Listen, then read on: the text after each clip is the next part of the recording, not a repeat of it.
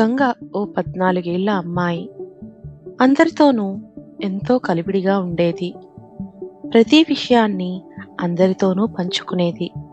ఎక్కడైనా ఎవరైనా ఆమెను తప్పుగా అర్థం చేసుకుంటే గంటల తరబడి తనని తాను వివరిస్తూ ఉండేది.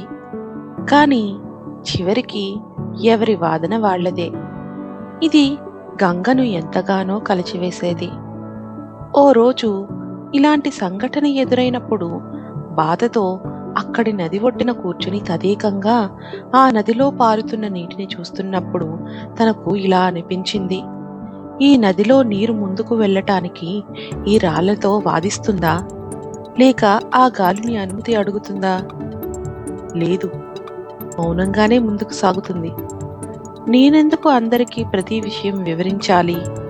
అవసరం లేదు. మరుసటి రోజు నుండి ఎవరైనా ఆమెను తప్పుగా అర్థం చేసుకుంటే ఆమె చిరునవ్వుతో మౌనంగా వెళ్ళిపోయేది. ఎన్నోసార్లు వాదించాలని అనిపించినా కూడా తను సర్ది చెప్పుకునేది. నెమ్మదిగా తన జీవితంలో ఓ అందమైన మార్పును గమనించింది. జీవితం చాలా తేలికగా, ప్రశాంతంగా అనిపించింది. మౌనం కూడా ఒక సమాధానమే.